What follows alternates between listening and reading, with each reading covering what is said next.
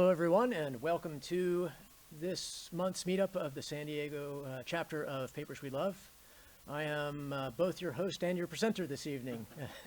My name is Marvin Humphrey, and the subject of tonight's presentation is real-time beat tracking. And to put that into practical terms, let's consider a sample application where we have a robot army. We would like the robot army to clap its hands in time to the music. And let's think about what that task entails. We have to have the robot army listen to the music. We have to have the robot army feel the beat. And then based on, once they've felt the beat, once they know where those pulses are, then they have to take action and clap on the offbeats. So here is a diagram which illustrates that task taken from the paper we're presenting tonight by Masataka Goto. And I say listen to the music. That means we're starting with an audio input, an audio signal, a representation in the computer in digital form of a pressure wave which is in the atmosphere, which is varying rapidly over time. If we were to zoom in on that audio waveform, we would see that as a single continuously varying value, varying very, very rapidly. And then when we say feel the beat, it means to feel the quarter note pulses that are in there, and then, but also above that, the half note level above that and the measure level above that. And then we need the robot army to take action based on its knowledge of those beat times and locations and clap on selected beats.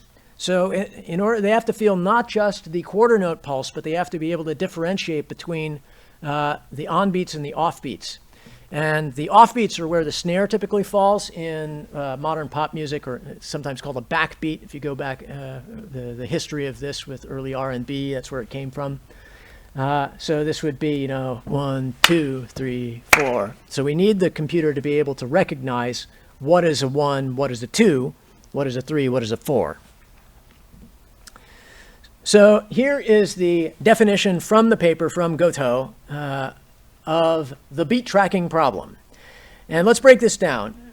It is a process which organizes musical audio signals into the hierarchical beat structure. And that means when we say musical audio signals, we're talking about the audio waveform and not a stream of semantically labeled events. So not kick drum occurs at measure 3 beat 1, not snare drum occurs at measure 3 beat 2, but instead just a single sample value which is varying at every sample time increment, which is about 1/40,000th of a second depending on your sample rate. So that's what listen to the music means, and then in my formulation, and then from that audio signal, or from actually the events that we've extracted from the audio signal, we're going to extract a hierarchical beat structure which has quarter notes at the lowest level, half notes layered on top of those quarter notes, and whole notes or measures layered on top of that. Do people understand what I'm talking about when I say quarter notes, whole notes, and half notes? I'm not sure, this is a computer science audience, not necessarily assuming that people have that background, but it looks like most people are grokking that. Yes, I have a question. So I get the idea of all types of notes. What's the difference between them, right? So I get the measure, because it's like 4/4 or whatever. I get the quarter notes. What is the significance of the half notes in the middle there? So in particular, in this piece, they aren't the system that Goto designed is going to attempt to lock the quarter notes, and then it's going to attempt to lock the half notes, and then it's going to attempt to lock the measures, and it actually won't necessarily succeed at all of those stages. And in addition, there are other parts that we'll describe where the half notes will come in. There's a particular piece that'll be coming up later. Thank you. Okay, so Goto describes the problem of beat tracking as an inverse problem. And that means we start with a model inside the performer's head of a hierarchical beat structure. That's not the only thing that's inside the performer's head, but this is the reduced version that we need to be able to reproduce later. And so then we're going to have a musical performance which turns that into sound, and then we're going to turn that sound into a mixed down single track of audio waveform. And then from that, we're going to try to reverse engineer or reproduce the original hierarchical beat structure. But this time, instead of inside the performer's head, it'll be inside the computer, and we'll be able to then trigger other actions off of that. And it's actually pretty important that Goto has limited his model to starting from an audio waveform. That's a consequential decision here. Humans are good at separating out patterns, so if you have a mixed down set of audio, the human's still going to be able to differentiate that is a piano and that is a human voice, or that is a bass sound and that is a cymbal sound. And the computer actually has to work a little bit harder about that, because the human perceptual mechanism is a pattern recognition, amazing pattern recognition device. It's not a massive tape recorder. It is a decoder in that sense, that is trying to break things apart into recognizable abstract elements. So we have this inverse problem where we move from something abstract to something rendered, and then we try to recreate the abstract thing. And that, I maintain, is a profound, durable idea, and I believe it's the main contribution of this paper. And I would like to extend that tonight and talk about the possibilities that that model affords. And for starters, let's think about whether or not we can get a little more ambitious here. So the original version of the hierarchical beat structure is actually a fairly crude model, but let's say that we can extend that above the measure form, and can we actually recognize sections? Can we identify that's a chorus, that's a verse, that's an outro, that's an intro, that's a bridge? Another possibility is that the hierarchical beat structure deals only with quarter notes, half notes. Can we recognize syncopation, which is off beats, sometimes smaller than the quarter note? Can we deal with time signatures other than 4/4? Can we deal with speeding up and slowing down, which is what accelerando or ritardando means? Can we deal with the indefinite holds that are fermatas? And the answers on that will be coming later in this presentation, or at least the explorations of that. For now, let's talk about Gotoh System and describe how it implements the task of going from audio to a hierarchical beat structure. We're going to do that in two stages. The first stage is we're going to start from the audio waveform, and we're going to extract musical elements from that. And then the second stage, we're going to extract a beat structure from the events that we have recorded. And as we will see, this is a challenging task. So to make it more feasible, we're going to establish some constraints on what we'll consider valid input. We are only going to deal with pop music, and only Western pop music at that. We are only going to accept 4/4 time. We're only going to accept music that has a straightforward and a constant tempo, and it has to fall, the beats per minute has to fall within a certain range, which is okay. There's a lot that the system can chew, but there's an awful lot that it can't.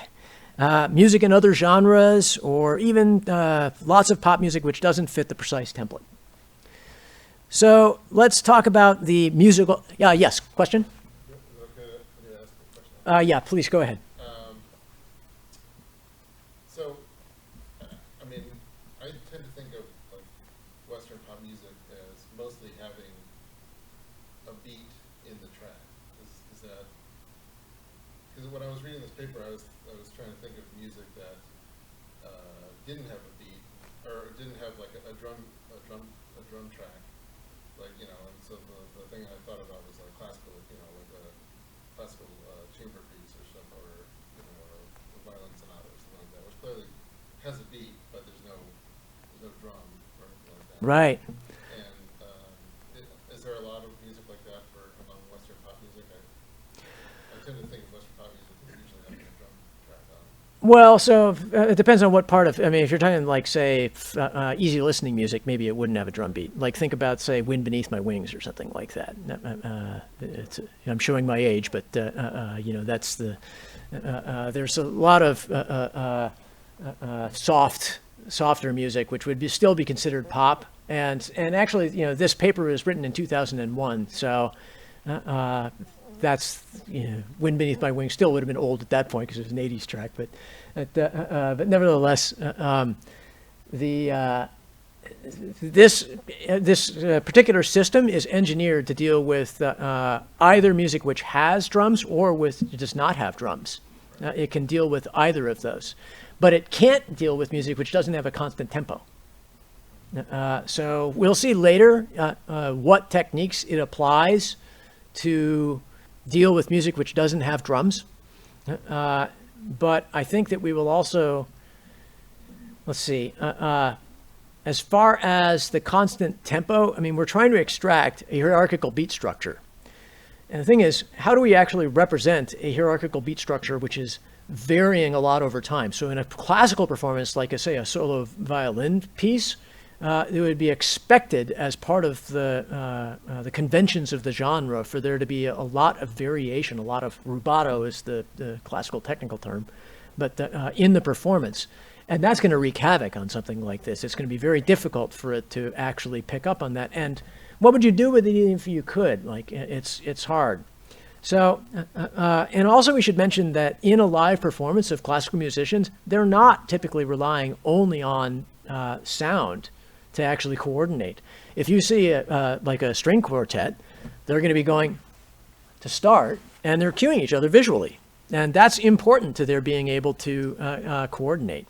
So this musical, this extraction thing that Goto is talking about here is dealing with a much more limited set of input and has much less grandiose ambitions for now. Does that make sense?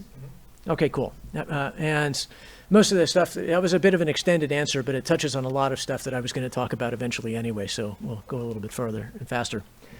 So here's the assumptions we talked about those. So now we're going to talk about extracting the particular musical elements that this system is designed to extract from audio waveform.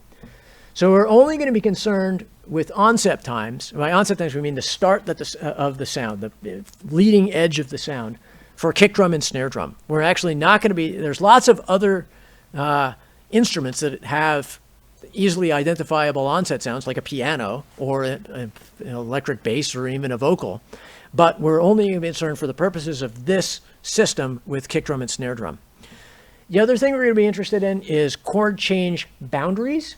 And then finally, there's going to be drum patterns which we're going to try to match.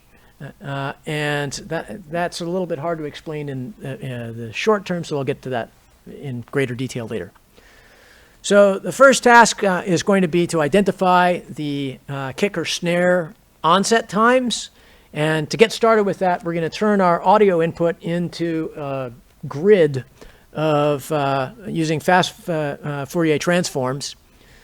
We're going to take this, the input's going to be a single channel mono audio. That's what Gotoh System is designed to take. And we're going to turn that into a grid that's about 1,000 by 1,000, meaning that 1,000 slices per second. And each slice is going to have about 1,024 frequency bins, we call them. And each of those will be about 20 hertz wide. So it'll go from 0 to 20 hertz, 20 to 40 hertz, 40 to 60. And because, just as a bit of trivia, the low frequencies carry a lot more information just because the perception of pitch is logarithmic. So an octave is a doubling, so you wind up with, there's the same amount of information in between 100 and 200 hertz as there is between, say, 2,000 and 4,000 in terms of the number of pitches. But a lot more is happening in lower frequencies. Okay, so we're going to take that, and now we're going to try to generate onset vectors. And so we're going to divide up our frequency, our bins from the FFTs into frequency ranges. And it's a bit hard to read at the bottom of this. You can't see that from this distance, but it actually says these are the size of the bins. So we go from 0 to 125, 125 to 250, 250 to 500. So we've doubled. 500 to 1K, so that's another doubling. 1K to 2K, another doubling, etc. Then this is, and then what we're doing is we're taking these, if we look now at the upper part of that, we're looking for edges. We're looking for a nice, crisp transition from white to black or from black to white. And that's going to be the onset. The onset in particular is going to be the transition from no sound to sound. So is it clear that this actually represents the intensity of sound, that when it's dark, that means louder, and when it's light, that means no sound? So the onset is going to be, as we travel from left to right, that's the time advancing. So anytime you see a nice vertical line where it starts, that's an onset. So in order to find a kick drum event, we're going to look only in the lowest frequency range and look for a nice crisp edge there. And then the second part of the algorithm to identify a kick drum in this particular thing is we're going to look at the moment that an edge is happening in that frequency range. We are going to look for what Goto calls the characteristic frequency of the kick drum. So this will be sort of a fundamental thing, that the largest, most prominent frequency that the kick drum makes. And when you tune a drum set, they actually do have central tones. It's not as clear as like pressing a piano, but you do indeed have central tones. Now, one thing that wasn't clear to me when I read the paper was actually how quickly it learns what the characteristic frequency of the kick drum is. I didn't actually understand how it goes about doing that, because it's going to be different for every track. And this is a real-time system that only gets one pass.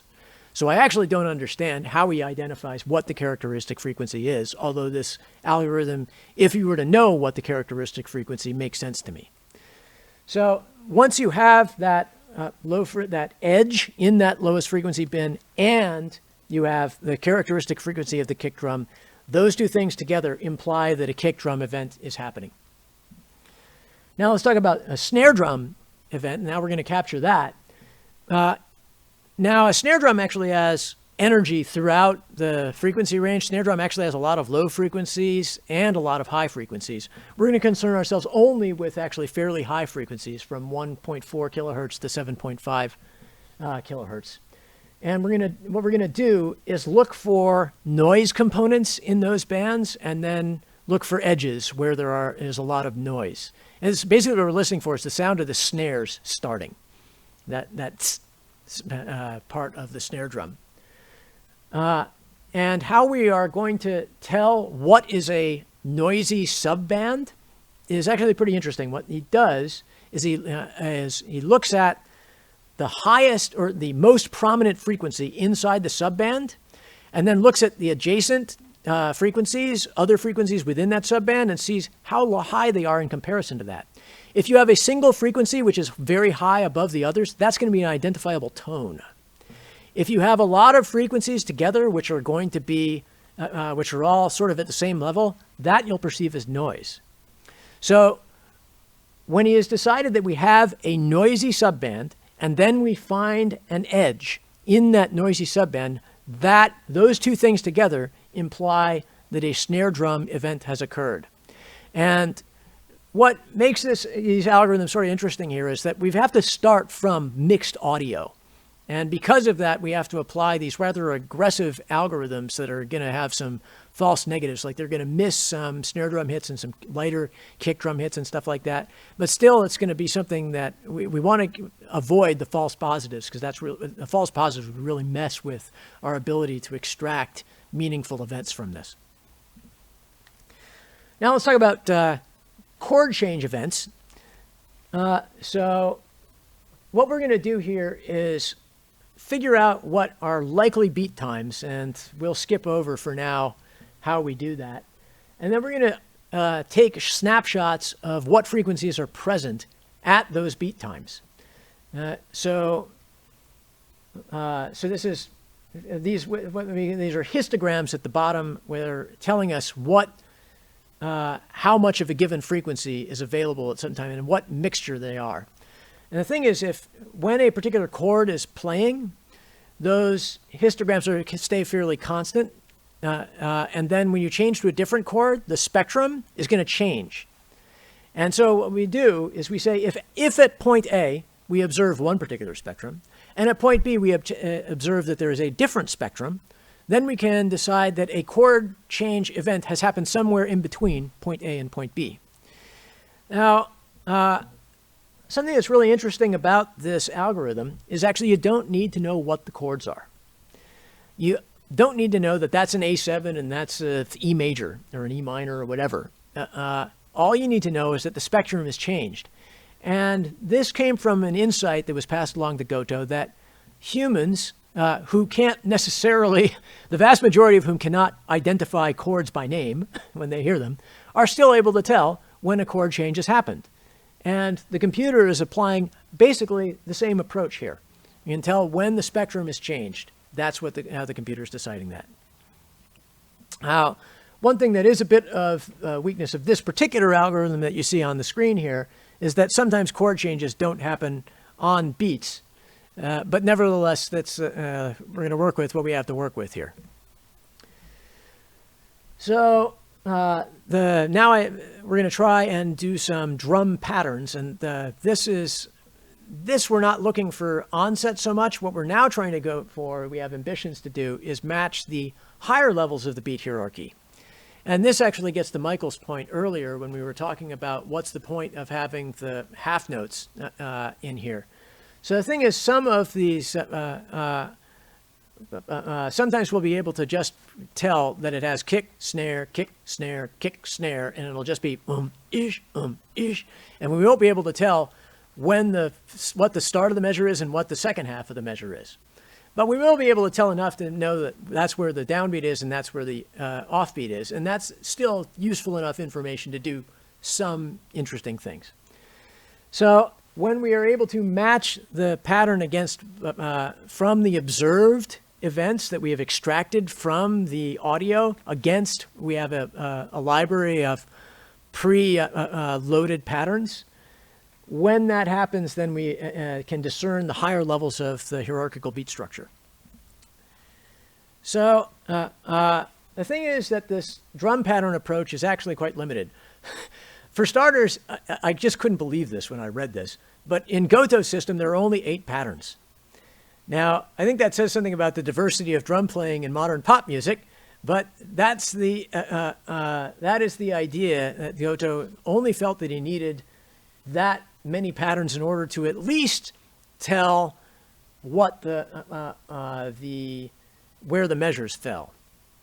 Yes, Lisa? Did he happen to give a justification for why 8, for example, something like, these 8 were chosen because they are representative of 80% of blah, blah, blah, or something like that? The question is, did he choose these 8, or did he give a rationale for choosing these particular 8?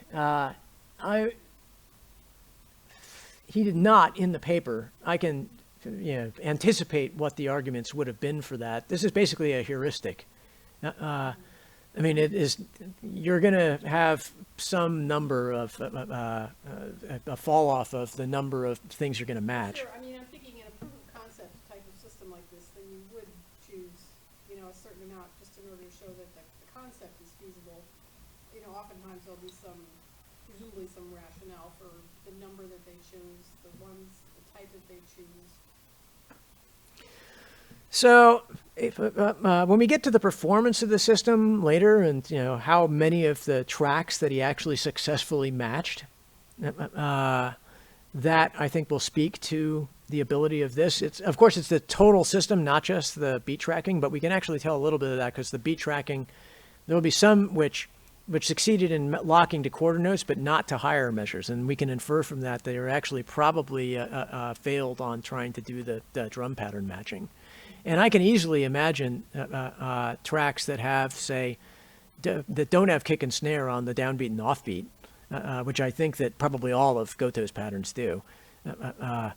Say you just had like boom, boom, boom, brah, boom, boom, boom, brah. Just that pattern, which is a standard pattern. I think it's from like a 60s track. I'm trying to remember which one it is, one of the girl groups.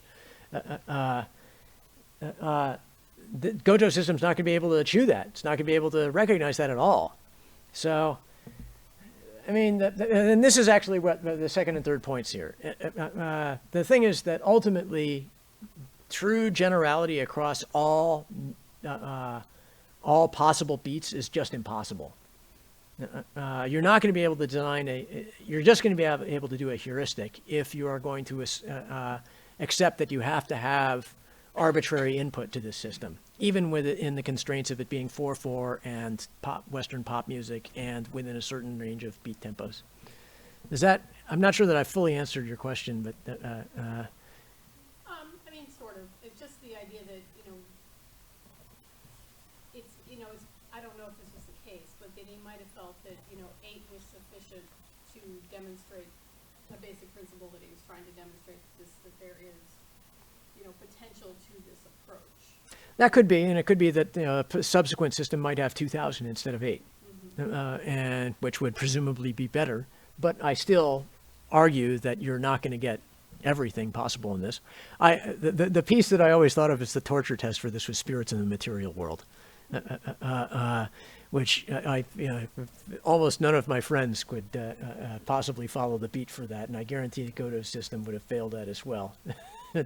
But ska stuff just has stuff on the upbeats, and it's not set for Gotoh system is not going to be able to chew that either. There's just lots of inputs that I can immediately conceive of that are going to be very difficult for a Gotoh system to handle, and that they're going to have endless edge cases because the creatives are the human creativity is endless in terms of the expressiveness of music and what winds up in there. Sort of reducto ad absurdum version of that seems to be that any system of fixed complexity cannot possibly understand a system of increasing complexity or something like that. Well said. Well said. And but I'll conclude on that.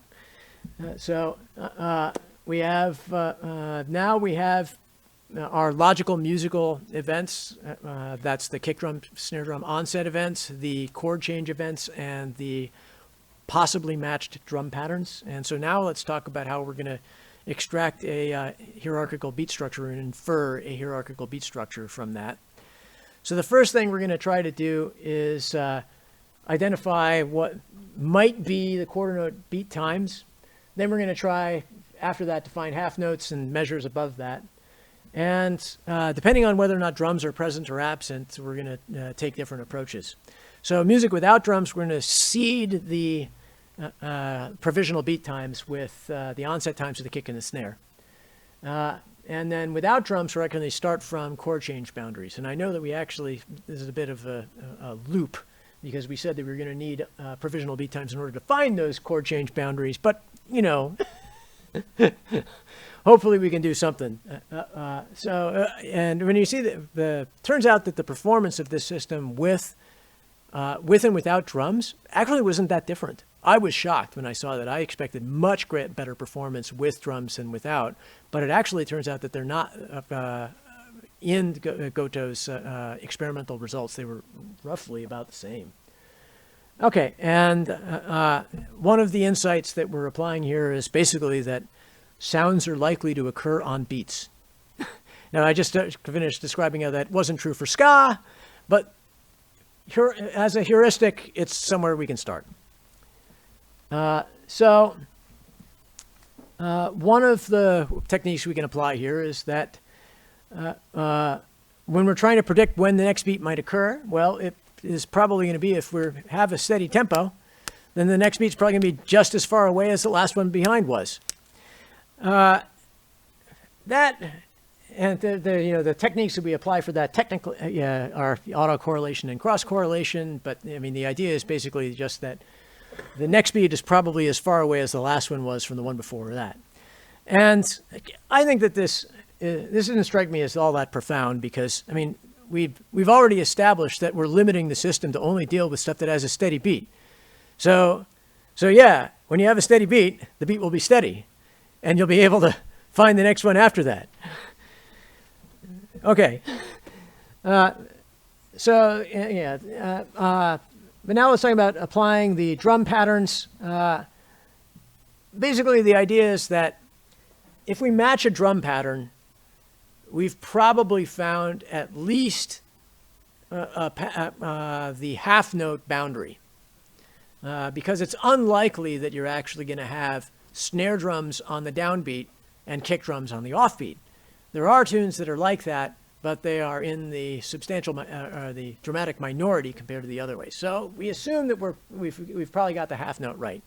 And if we match a full note measure long drum pattern, then we've probably got the measure. And then the other insight that we can apply is that if we actually match a full drum pattern, and it's say a full measure long, then if we divide the length of and time of that measure by 4, that's actually likely to be the increment, or the amount of the span of time between individual beats. All this helps in trying to figure out exactly where the beats fall.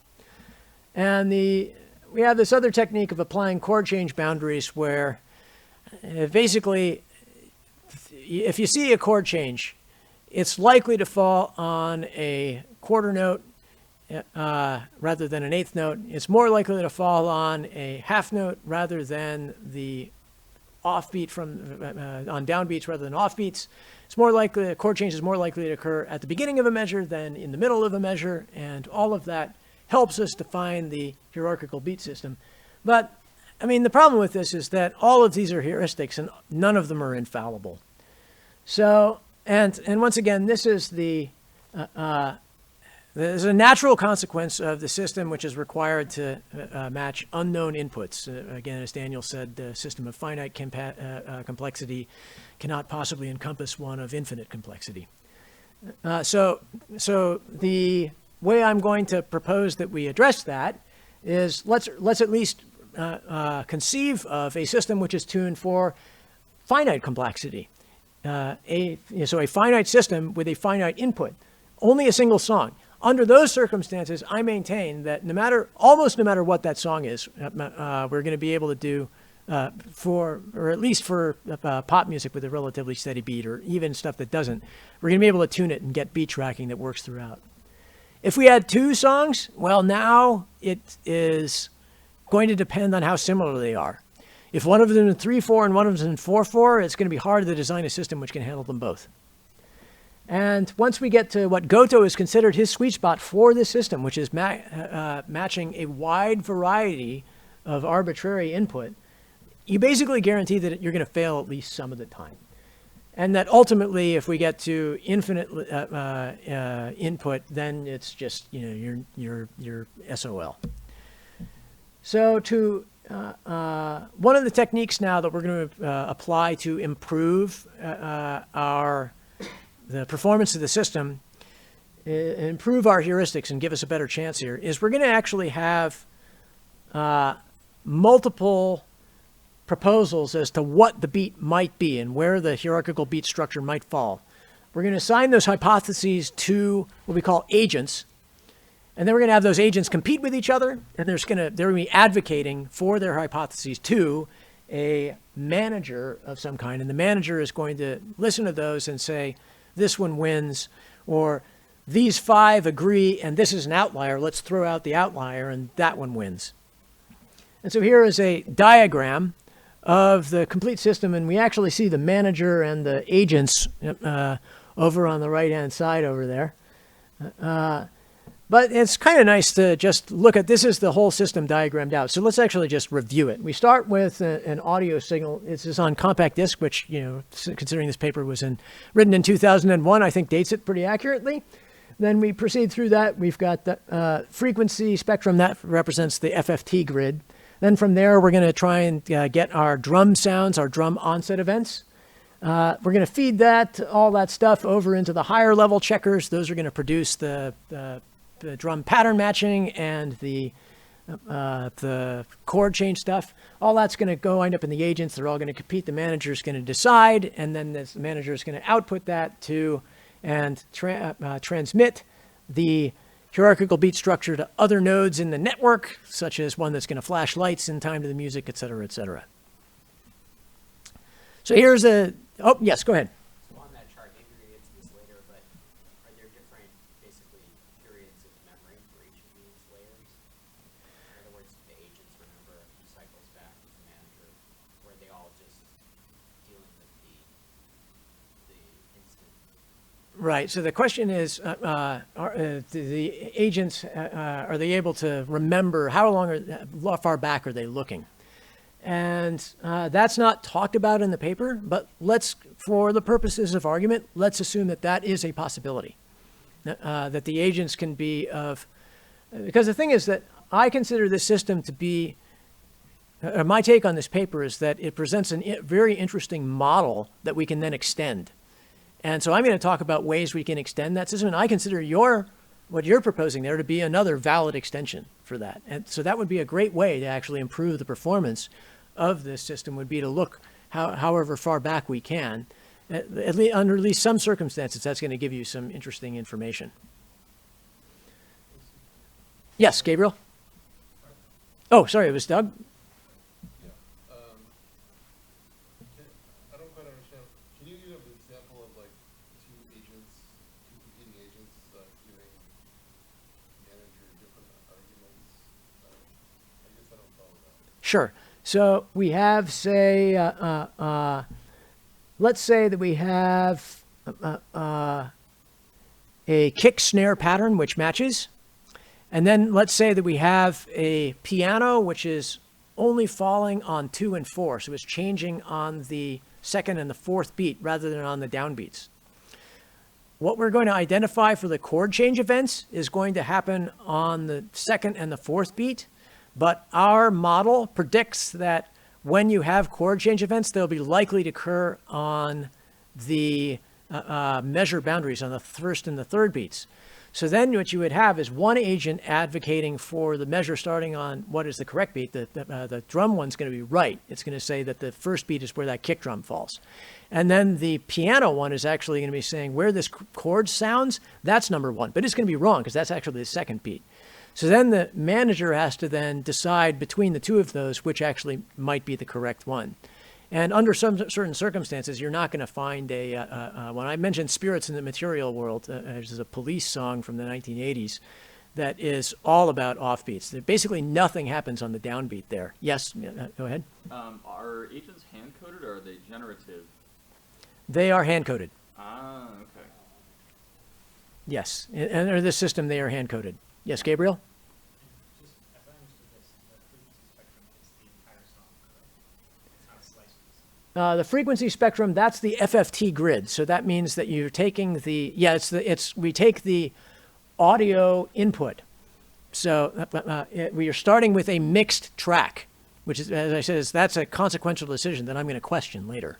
Oh, yeah, sorry. So, but when we're talking about T, we're talking about when the time the track starts, the time the track ends. That's the duration. This is time. Yes, that's right. That's time along the bottom of that. And then so time is the left to right on that frequency spectrum grid there. And then upwards is frequency of the FFTs. So the higher frequencies are going to be, the upper bins are up there. You could think of that as saying the cymbals are at the top of the thing and the kick drum and the bass are at the bottom of that. So to that robot army clapping, does the systems listen to the song once, or is it trying to figure out the beat as the song plays? In this paper, Goto is proposing a system which has a single pass. So it only gets one chance. It would, and then after it's passed the whole song, then it decides where it's supposed to clap. No, it's trying to do it in real time. Oh, okay. Yeah. So T could not be the whole, like each cycle through this system. Oh, T in this regard is just saying left to right for the time. I mean, that's a you could, if you were to consider that, you could consider that the entire song. But well, oh no. Actually, this would not be the complete song in this slice. I mean, this would be a small enough portion of the song that you would, and maybe that's what Gabriel was getting at earlier, and I didn't understand. Yeah, sorry, I was under the impression that you got 40 chances of the entire song, so the T was 3 minutes and 20 seconds that the song lasts for. But maybe it makes more sense if it's just every 20 seconds a whole new correct. It's trying to do it much faster than that. It's trying to lock as soon as it can, and it's trying to do, like, one of the applications for this is trying to flash lights in time to music. My understanding of this is it's not really, doesn't really matter how long the time is. You could give it like a second or, I mean, it has to have some period of memory, but it definitely doesn't have the whole maybe at least track in between advance. two beats or something like that. It's like, it's like 80 beats a minute. It's a couple seconds. There's no way it's going to get past 2 seconds. Yeah, I mean, that's an interesting question. How can you adjust that? Whether your result changes just the same. But So, all right. So the thing is actually, recall what we're looking for is edges. So we only need enough left to right to actually discern that this seems to be the onset of a kick drum, which is a split second. So that's actually that T there in that particular grid can be quite small. But then that's only for finding a single onset. And then, later we need to extend that out, and an agent is aware of a greater amount of time. I guess you could think of it this way. This is not, like, the different elements of this diagram are operating on different time scales, I think you could say. The onset time finders maybe are cycling 5 times before they actually. Yes, I think that's right. The frequency at which they're firing is actually quite different, yes. Yeah, they all reference the same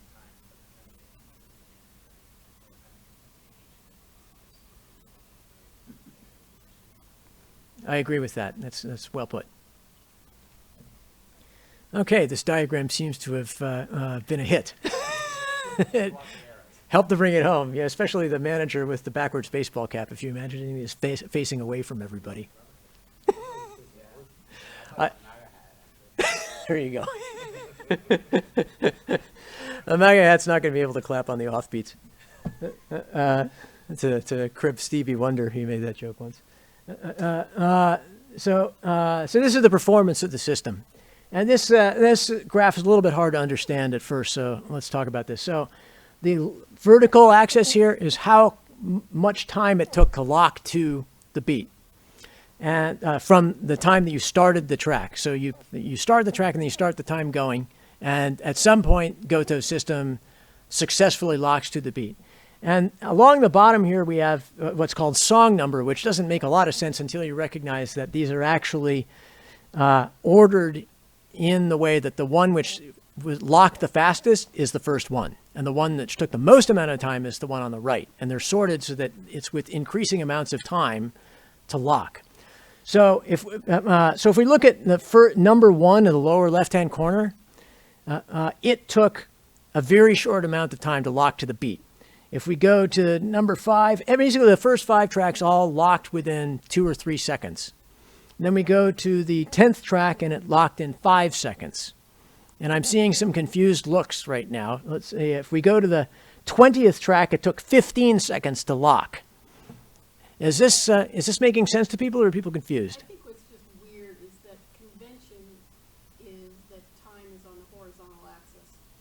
And so when somebody flips it, it just sort of screws with your sense of how you interpret it. Because, we think of time as moving forward, not up, unless we're going in some other dimension. Right. So this isn't like they're continuously playing, but yes. So I think that's part of the problem. You have to do this sort of mental twist. Why did he do it this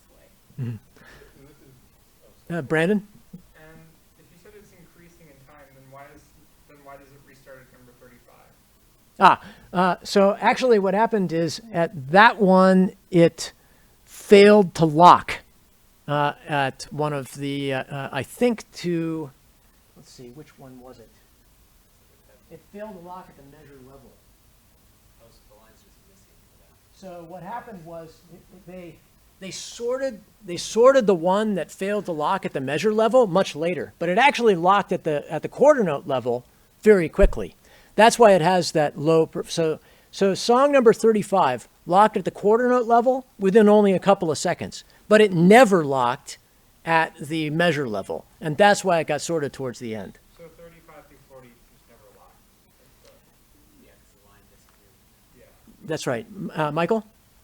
So when does it decide, like, I'm locked at this point?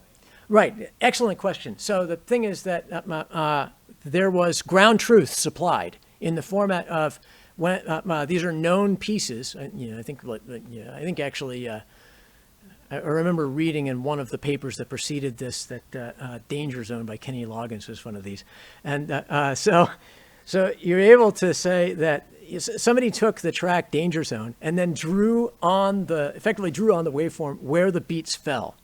And then they compared the system and said, did you coordinate with that so that, you were in the danger zone at the right time?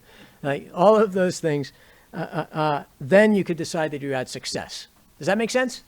Okay, so a lock is you have identified the correct. So at any given point, is it like, I think this is where think this is where I am, and then the So I Call it a reward function.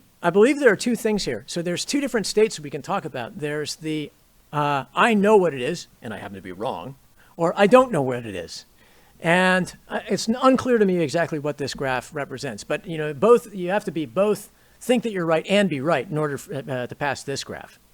But I was gonna say, to me, this looks kind of like, you know, how quickly the model learned,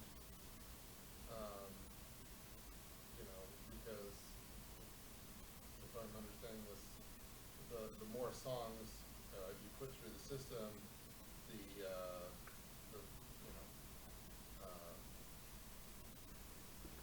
so I hear you, but that's actually not the model that this is using. It's not learning from track to track. So as we progress from left to right here, that's not showing you that the system is getting better.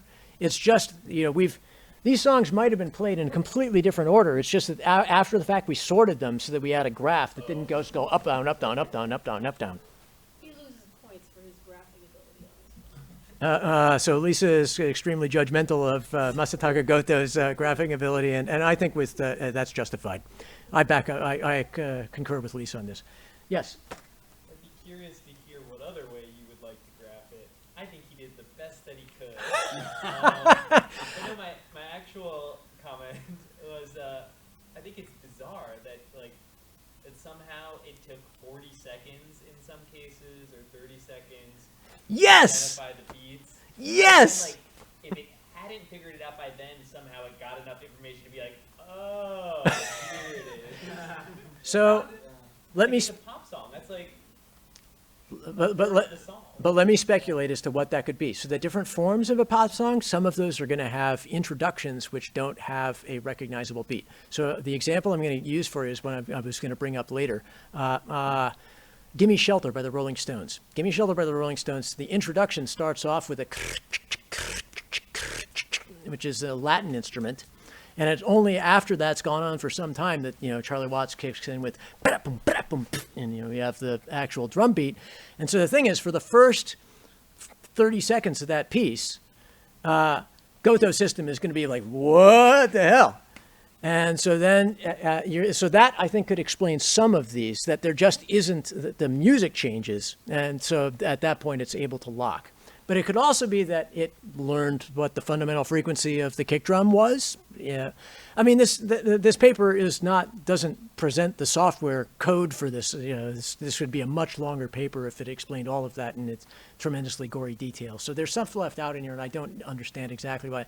But the main thing that I take away from this is just I'm shocked at how poor this thing is. Now the thing is that reflects my prejudice as to what application I would like to put the system to. But for me, I'm like, so Goto actually considers it success if it locks within 45 seconds. And I'm like, you got to be kidding me. So a human is going to be able to lock to this within a couple of seconds. Like almost any human is going to be able to tap their foot to the beat right away. And so then you're going to have a computer locking within 45 seconds? No, completely unacceptable, at least for the purposes that I think about. Brandon? Does he ever list the songs in the paper so you could actually go and check to see how is it Reproduce the results. the introduction that's like screwing it up, or is it just the software isn't performing as well as it should be? We need meta studies. Well, it's so I may actually, I think now is a good time to go on to the next section here. So beat tracking is a hard problem. Humans are good at it, as I was just asserting, but computers just find it devilishly difficult. But this is as Goto defines it, and as he set this problem out for a limited set of applications. So one of the applications that Goto wants to put the system to is flashing lights in time to the music. The thing is, if the system isn't locked for a while and the beats and the lights are flashing at random times or something like that, is that so disturbing that we consider the system to be in failure to be a bad thing? Maybe not. I mean, it depends on how severe that is. So another possibility here is he actually proposes a karaoke machine that has a virtual dancer. That's the virtual dancer who was in that graphic there that I advertised for that. By the way, her name is Cindy. And we can have Cindy dancing on your karaoke TV.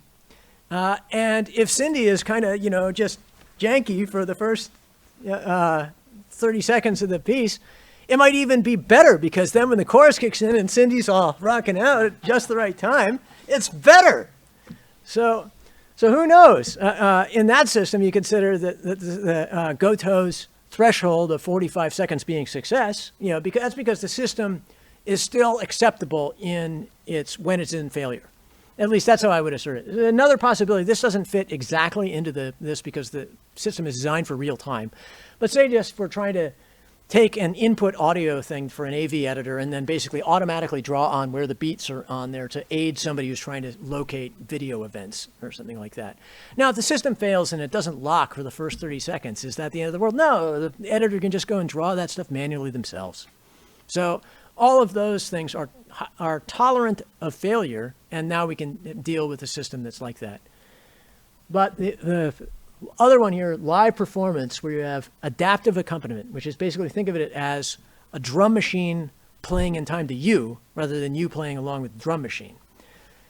That, the locking within 45 seconds is completely not acceptable. You need to be lock from the very start.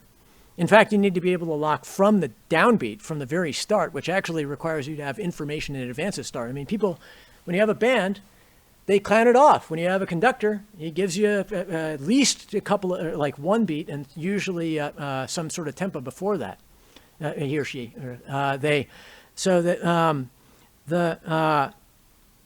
so you have to not, and you also not have to be ready from the downbeat. You have to be able to recover from live glitches.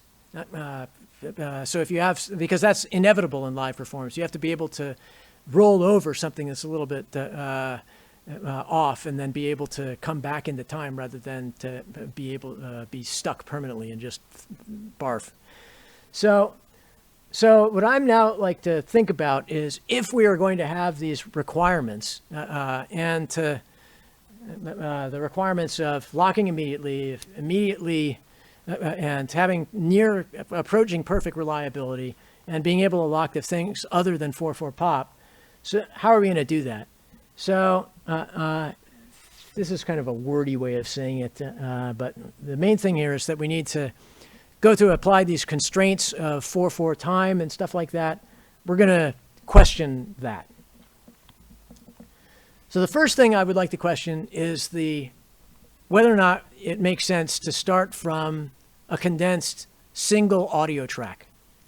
What if instead we take the initial performance, which might be multiple performers, and have continued the separation of tracks?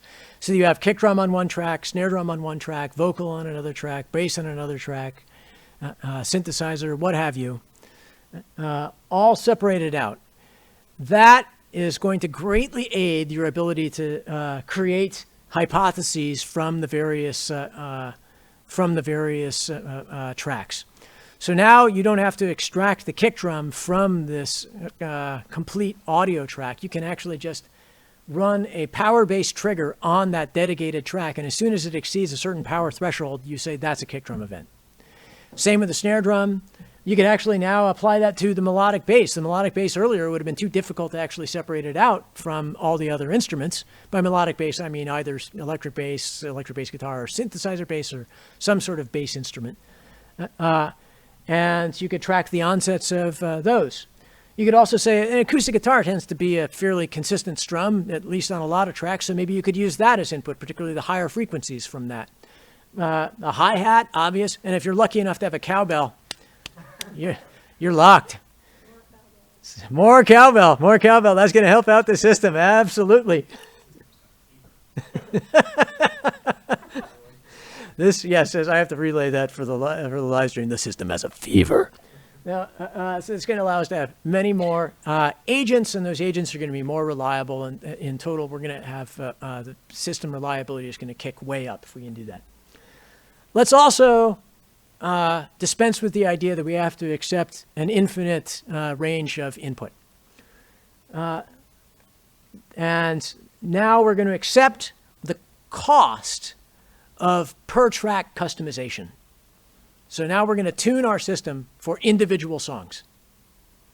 And that's going to allow us to say, we can actually do 3/4, no problem. We can also say that we could do not just pop music, but Afro-pop music or Latin music or who knows, any genre, really. And we can also tune our drum patterns for the song. And this is where I was actually going to bring up the Gimme Shelter. Because we could actually say, match this drum pattern. Now, Lisa talked earlier about us having maybe a few thousand drum patterns. But still, even then, that would be a heuristic. In this case, we'd be able to match perfectly because we would be anticipating the precise drum pattern, which we know would be occurring at a given point. We'd be guaranteed to match it unless something really screwy happens with the performance. We can also, now when this happens, we're also going to be able to have knowledge of sections because we're going to be able to say, we expect the intro to Gimme Shelter to last 30 seconds or some number of iterations of this drum pattern. And after that, we can expect a different drum pattern. And so we should be able to match to that. We're also going to be able to say that, okay, at this given point, we know that everybody drops out. And there's a hold for an indefinite period of time. And it's going to be impossible for the computer to actually predict when the next beat's going to fall. Say it's at the end of a tune, at the, like everybody's doing the old end of the track, the Freebird end. And then, and then all of a sudden one of the guitar players jumps in the air and bang, and everybody hits at the end. But the thing is, the computer can't anticipate when that guy with the guitar is going to come down and cue everybody. So you have to actually push a button. And that we can anticipate that need would be in there. We can augment our system with something like that. So the key here is that with commensurate effort, we can greatly improve the reliability of the system. And here's where we got to I had to throw in machine learning for buzzword compliance here. We were talking about the assumption that this was going to be a single pass. But we actually could apply machine learning here in that we could say, take multiple performances of the same piece which we have programmed, and then have it observe where it is confused, where the system knows it is confused. And this actually gets to Michael's point about how we measure success here, whether it is, we can establish ground truth because we can take the performance and have somebody mark where the actual beats are. And we can have the system both tell you where it had low confidence about where it thought the beats were, and we can have the system measure when it had high confidence but was wrong. And yes, Nate? I have a question about ground truth. I mean, this was the first thing I thought of was, a machine learning system is going to be able to outperform Gotoh system. That's my prediction. But you just want a lot of access to ground truth, like some kind of electronic sheet music. And I'm just wondering, could you use that as your source of labels and train it on? If ideally you would have a whole catalog of pop songs, and so you could just say, okay, well, this is the sheet music to go along with the pop songs, and then you're trying to get it to predict when the measures are. Yes, if we were able to have a full catalog of pop songs and we were able to tune it for that, I bet we could, there's two possibilities. First of all, we could definitely get it so that for all those pop songs, we could get it to work.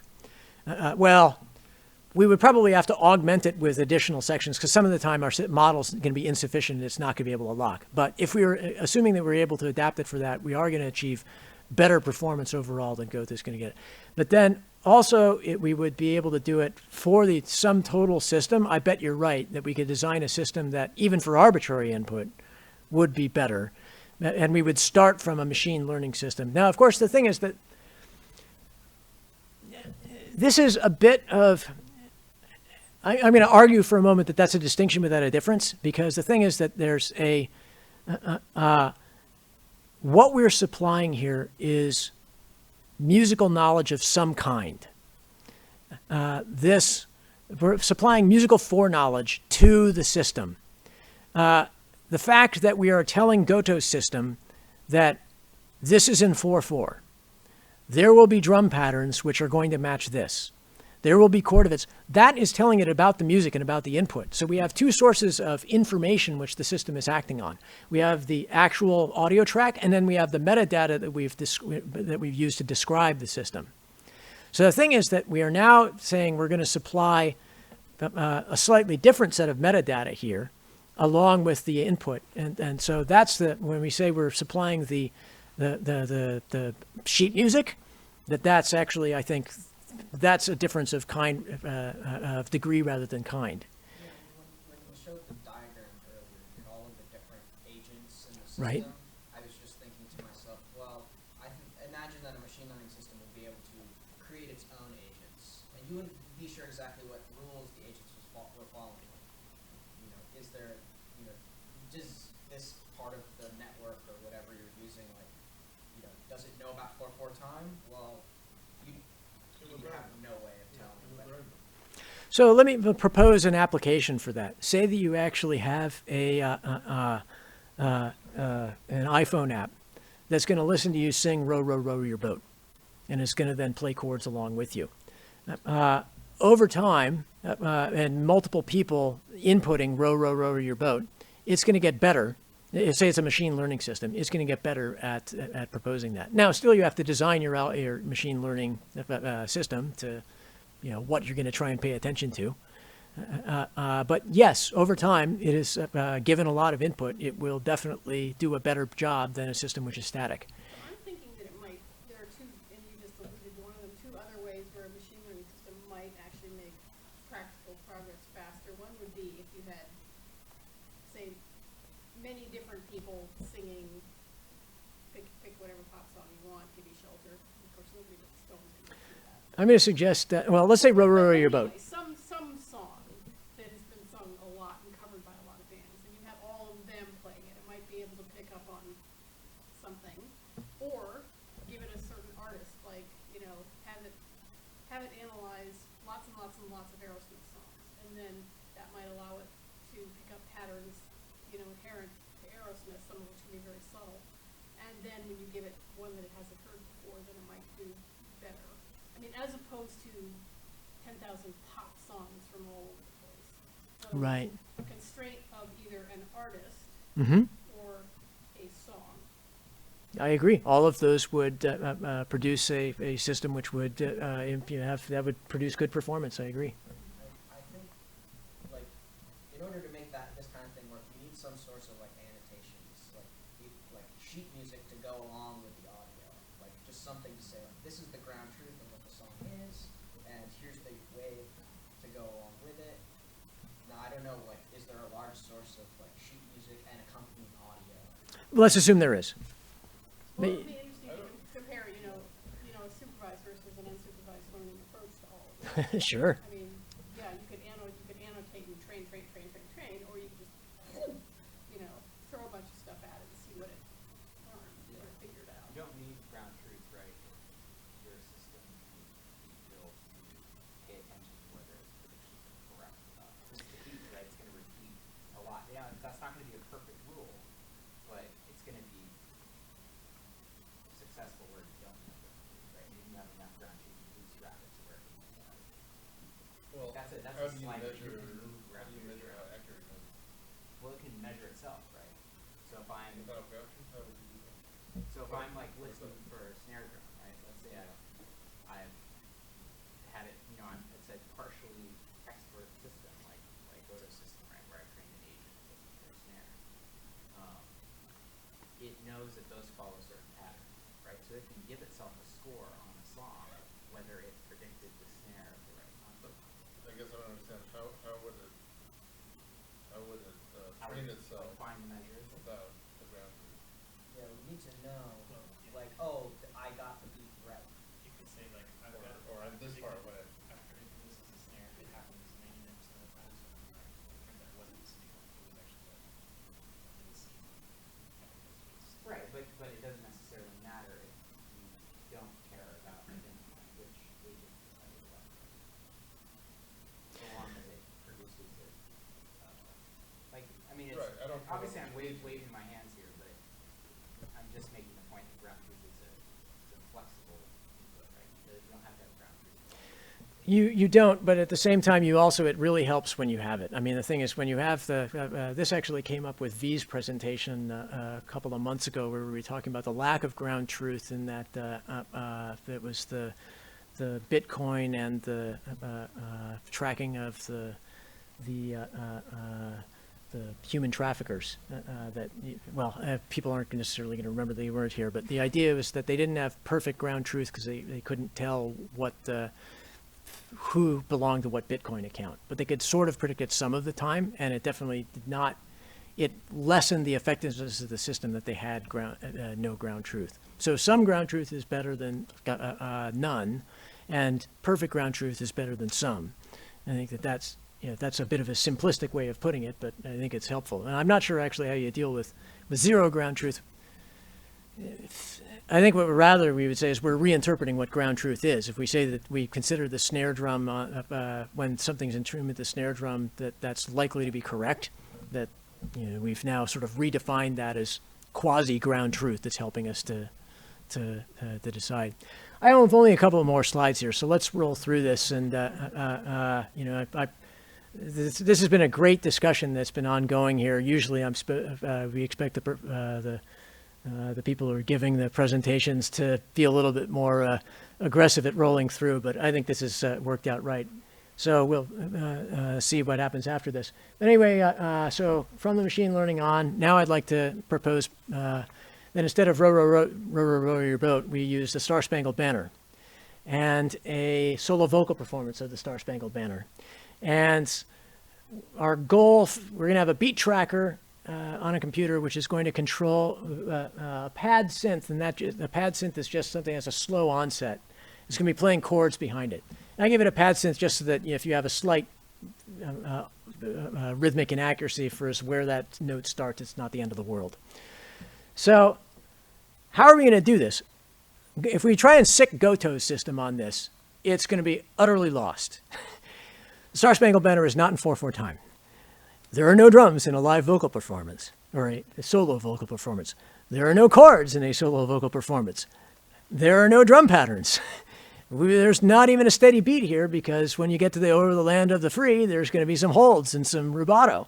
So Gotoh System is just not going to be able to chew this at all. But let's think about some of the alternative techniques that we could apply on here, other than machine learning, such as we could do, in this case, pitch tracking of the voice. Now, we couldn't really select out the pitch tracking in the summed mono track because it's just too hard to figure out what's vocal, what's like a saxophone behind that, what's a synth track behind that, et cetera, et cetera. But once you have once you have just an isolated voice, now you can actually say, when we follow these pitches, now we can track our progression through the piece. Another possibility here, and this gets to the speech recognition bit, is we could actually do sibilance tracking. So sibilance is the bit of the vocals. And one thing that's notable about, if we say the phrase, "oh say does that star spangled," the beat actually falls at the conclusion of the S sound. So when I say, "oh say," the beat falls when the A starts. So I say, "oh say." You can see that the beat falls, "oh say," right there. And not, the beat doesn't fall when the S happens. So if I go, "oh s," that's really strange. So what we could do is actually tune something to listen for those S sounds, because they're very easily isolatable, and say that we expect an S sound to occur here. And once that sound, the trailing edge of that S sound, that's the beat for "oh A." Can you see? And C as well. So I don't know much about speech recognition systems. I just have a certain amount of experience with audio mixing, so that's where this theory comes from.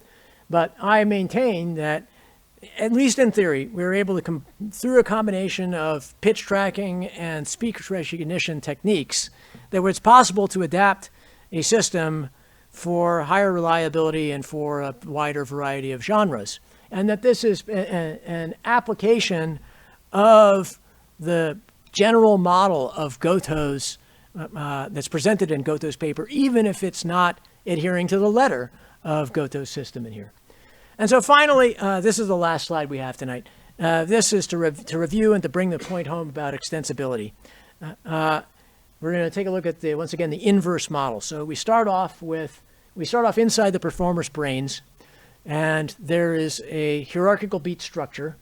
We're then going to express that hierarchical beat structure into a musical performance. We're going to capture that musical performance into an audio signal. Now the beat tracking system starts. We start from the audio signal.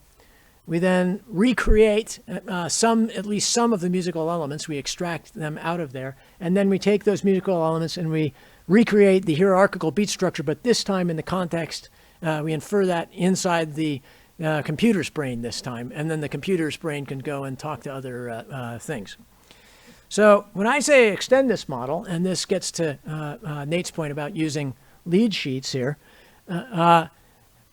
the hierarchical beat structure is a pretty crude form of an abstract model that is in, because the performer actually has more than just a hierarchical beat structure in their head. They know a lot more about the performance that's coming. So we could actually have lead sheets there. Or we could actually have basically a lot of different models. A lead sheet is just an easy one for us to conceptualize because it's a way we have tracked music for a long time. But, and then we can go through and then we can have the performance data, which is what I assert as multi-track. We could also, in addition to multiple audio tracks, could also have, say, if there were MIDI events involved, we could actually capture the MIDI events themselves and not have to extract them from audio at all. So this multi-format, multi-track performance data then can be applied. But this time we're going to apply different kinds of musical foreknowledge here. Instead of just saying, expect a piece in 4/4 with a tempo of this and that has beat patterns like this, we can say, expect a piece that has this beat pattern here and has this beat pattern there, and then has an electric bass which starts at this end and has an S sound in the vocals which starts here, and expect a click here when we push the button to tell you that the fermata is ended. And all of that stuff can be applied, and we can create a more sophisticated abstract model and possibly recreate the lead sheet or something close to it. And then we can act on that to do something more sophisticated than have Cindy dance in your karaoke machine. We could even have it play an adaptive accompaniment. And of course, that is my pet project, so that's what I'm most interested in. But I maintain that this model of moving from abstract to rendered to abstract, that is a model which perhaps other applications can extend Goto's model and then also achieve success. Thanks very much.